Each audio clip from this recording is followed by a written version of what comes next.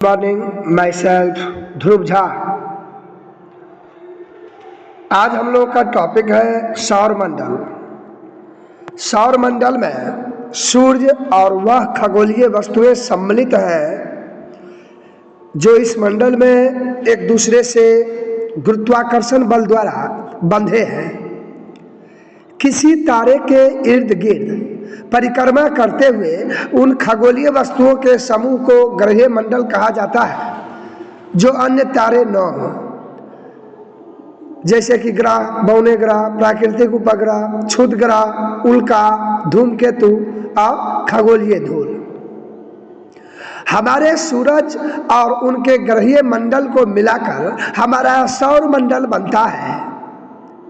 इन पिंडों में 8 ग्रह, उनके 172 ज्ञात उपग्रह, 5 बौने ग्रह और अरबों छोटे पिंड शामिल हैं।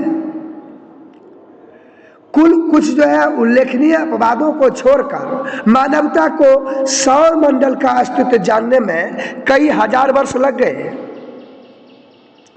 उतना ही नहीं, इसकी संरचना की अगर हम बात करें तो सौर मंडल सूर्य और उसकी परिक्रमा करते ग्रह, क्षुद्र ग्रह और धूमकेतुओं से बना है। इसके केंद्र में सूर्य है और सबसे बाहरी सीमा पर वरुण ग्रह है।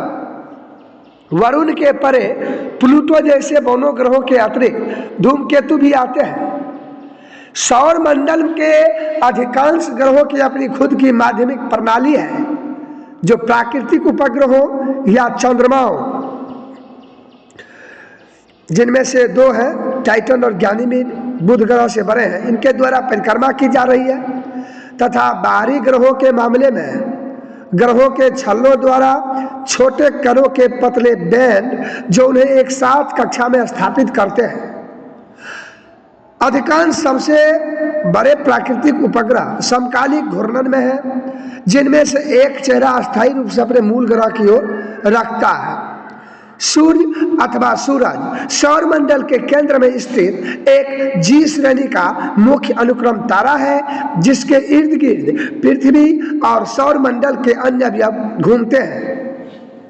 सूर्य हमारे सौर मंडल का सबसे बड़ा पिंड है, जिसमें हमारे पूरे सौर मंडल का 99.86% द्रव्यमान निहित है और उसका व्यास 13,10,000 किलोमीटर है, जो पृथ्वी से लगभग 101 गुना अधिक है। ऊर्जा का यह शक्तिशाली भंडार मुख्य रूप से हाइड्रोजन और हीलियम गैसों का एक विशाल गोला है। परमाणु विलय की प्रक्रिया द्वारा सूर्य अपने केंद्र में ऊर्जा पैदा करता है। सूर्य से निकली ऊर्जा का छोटा सा भाग ही पृथ्वी पर पहुंचता है, जिसमें से 15% अंतरिक्ष में परावर्तित हो जाता है, 30% पानी को भाप बनाने में काम आता है और बहुत सी ऊर्जा पेड़ पौधे समुद्र सोख लेते हैं। सौर मंडल सौर वायु द्वारा बनाए गए एक बड़े बुलबुले से घिरा हुआ है, जिसे हीलियोस्फीयर कहते हैं। इस बुलबुले के अंदर सभी पदार्थ सूर्य द्वारा उत्सर्जित हैं। अत्यंत ज्यादा ऊर्जा वाले कण इस बुलबुले के अंदर हीलियोस्फीयर के बाहर से प्रवेश कर सकते हैं। किसी तारे के बाहरी वातावरण द्वारा उत्सर्जन किए गए आवेशित कणों की धारा को सौर वायु कहते हैं। सौर वायु विशेषकर अत्यधिक ऊर्जा वाले इलेक्ट्रॉन और प्रोटॉन से बनी होती है। इनकी ऊर्जा किसी तारे के गुरुत्व प्रभाव से बाहर जाने के लिए पर्याप्त होती है। सौर वायु सूर्य से हर दिशा में प्रवाहित होती है, जिसकी गति कुछ 100 किलोमीटर प्रति सेकंड होती है। सूर्य के संदर्भ में इसे सौर वायु कहते हैं, अन्य तारों के संदर्भ में इसे ब्रह्मांड वायु कहते हैं। बौना ग्रह यानी यम से काफी बाहर सौर वायु खगोलीय माध्यम जो हाइड्रोजन और हीलियम से बना हुआ है, उसके प्रभाव से धीमी हो जाती है। यह प्रक्रिया कुछ चरणों में होती है। खगोलीय माध्यम और सारे ब्रह्मांड में फैला हुआ है। यह एक अत्यधिक कम घनत्व वाला माध्यम है। सौर वायु सुपरसोनिक गति से धीमी होकर सबसोनिक गति में आने वाले चरण को टर्मिनेशन शॉक या समाप्ति सदमा कहते हैं। सबसोनिक गति पर जो है सौर वायु खगोलीय माध्यम के प्रवाह के प्रभाव में आने से दबाव होता है, जिससे सौर वायु धूमकेतु की पूंछ जैसी आकृति बनाती है, जिसे हीलियोसिस कहते हैं। हीलियोसिस की बाहरी सतह जहाँ हीलियोस्फीयर खगोलीय माध्यम से मिलता है, हीलियोपॉज कहलाती है। हीलियोपॉज क्षेत्र सूर्य के आकाशगंगा के केंद्र की परिक्रमा के दौरान खगोलीय माध्यम में एक हलचल उत्पन्न करता है। यह खलबली वाला क्षेत्र जो हीलियोपॉज के बाहर है, बोसक या धनुषद्मा कहते हैं। बात करें तो देखिए, सबसे पहले तो ग्रहीय मंडल उसी प्रक्रिया से बनते हैं जिससे तारों की सृष्टि होती है। आधुनिक खगोल शास्त्र में माना जाता है कि जब अंतरिक्ष में कोई अणुओं का बादल गुरुत्वाकर्षण से सिमटने लगता है तो वह किसी तारे के इर्द गिर्द एक आदि चक्र बना देता है, जिसको प्रोटोप्लैनेटरी डिस्क कहते हैं।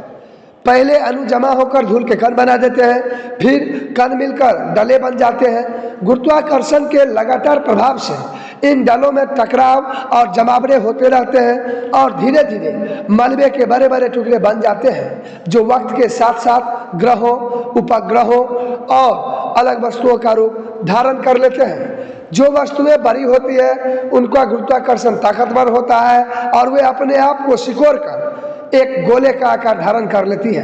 किसी ग्रहीय मंडल के सृजन के पहले चरणों में यह ग्रह और उपग्रह कभी कभी आपस में टकरा भी जाते हैं, जिससे कभी तो वह खंडित हो जाते हैं और कभी जुड़कर और बड़े हो जाते हैं। माना जाता है कि हमारी पृथ्वी के साथ एक मंगल ग्रह जितनी बड़ी वस्तु का भयंकर टकराव हुआ, जिससे पृथ्वी का बड़ा सा सतही भाग हिस्सा उखाड़कर पृथ्वी के इर्द गिर्द परिक्रमा में चला गया और धीरे धीरे जुड़कर हमारा चंद्रमा बन गया। बुध सौरमंडल का सूर्य से सबसे निकट स्थित और आकार में सबसे छोटा ग्रह है। यम यानी प्लूटो को पहले सबसे छोटा ग्रह माना जाता था, पर अब इसका वर्गीकरण बौना ग्रह के रूप में किया जाता है। यह सूर्य की एक परिक्रमा करने में 88 दिन लगाता है। यह लोहे और जस्ते का बना हुआ है। यह अपने परिक्रमा पथ पर 29 मील प्रति क्षण की गति से चक्कर लगाता है। बुध सूर्य के सबसे पास का ग्रह है और द्रव्यमान से 8वें क्रमांक पर है। बुध व्यास से गैनीमीड और टाइटन चंद्रमाओं से छोटा है, लेकिन द्रव्यमान में दुगुना है। इसका एक भी उपग्रह नहीं है। शुक्र जो है वो सूर्य से दूसरा ग्रह है और 6वां सबसे बड़ा ग्रह है।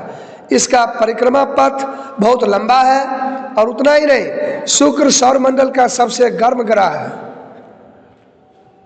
अब इसकी परिक्रमा पथ की बात करें तो 10 करोड़ 82 लाख किलोमीटर लंबा है।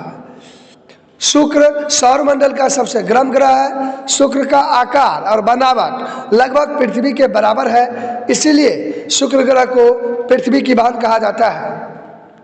पृथ्वी बुध और शुक्र के बाद सूर्य से तीसरा ग्रह है। आंतरिक ग्रहों में यह सबसे बड़ा ग्रह तथा पूरी मालूम कायनात में धरती एकलौता ग्रह है जहां पर जिंदगी है।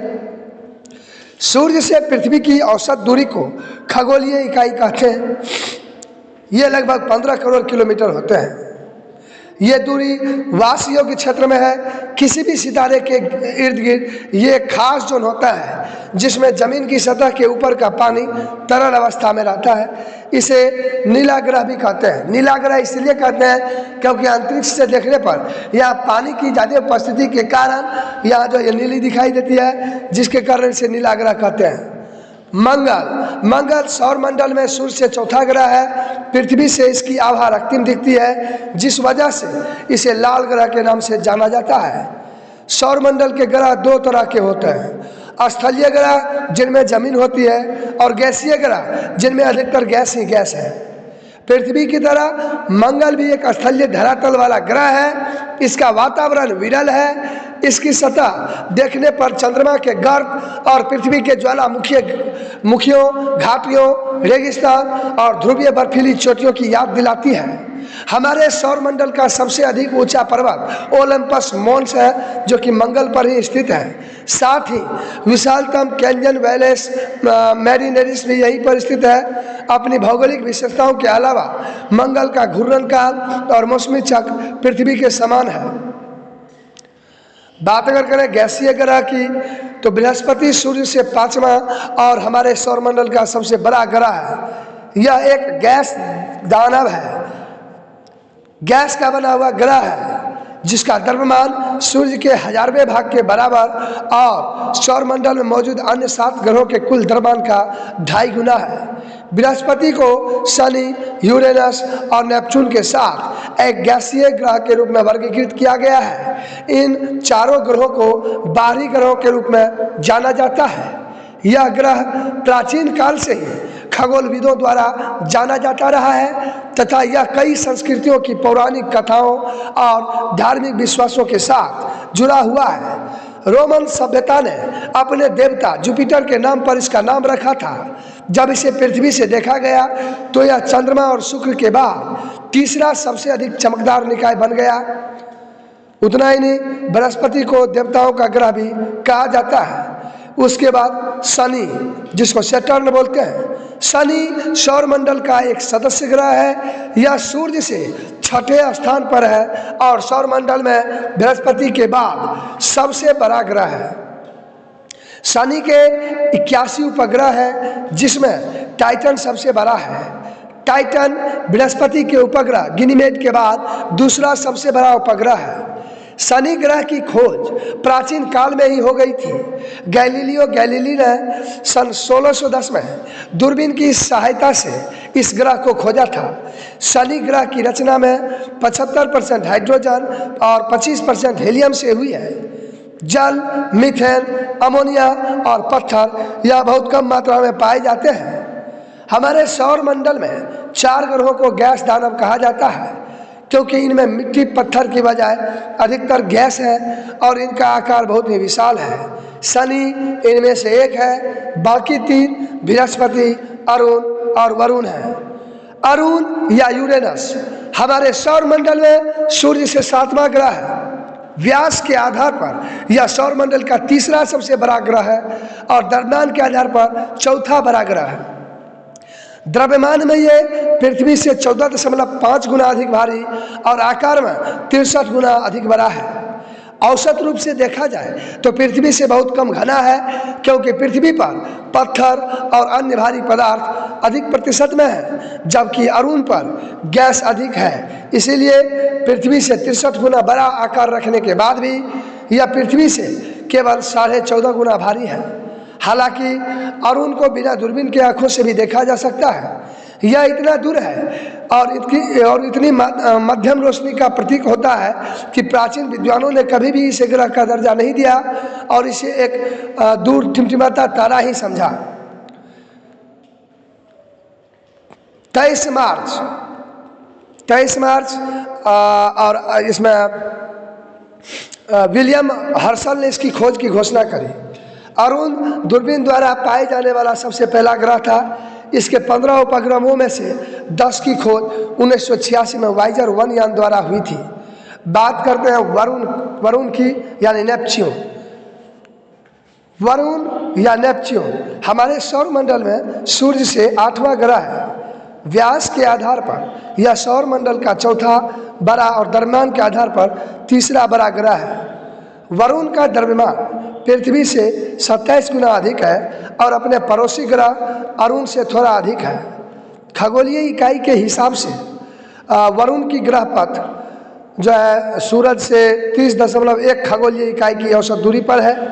यानी वरुण पृथ्वी के मुकाबले में सूरज से लगभग 30 गुना अधिक दूर है।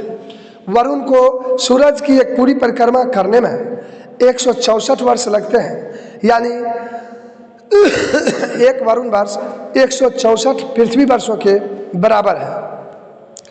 क्षुद्र ग्रह घेरा या एस्टेरॉयड बेल्ट हमारे सौरमंडल का एक क्षेत्र है जो मंगल ग्रह और बृहस्पति ग्रह की ग्रह पथों के बीच स्थित है, जिसमें हजारों लाखों क्षुद्र ग्रह सूरज की परिक्रमा कर रहे हैं। इनमें एक जो है 150 किलोमीटर के व्यास वाला सीरीस नाम का जो है बौना ग्रह भी है, जो अपने स्वयं के गुरुत्वाकर्षण खिंचाव से गोल आकार पा चुका है। यहाँ 300 और 400 किलोमीटर के व्यास से बड़े क्षुद्र ग्रह पाए जा चुके हैं। वस्टा, पैलस, हाइजिया पूरे क्षुद्र ग्रह घेरे के कुल द्रव्यमान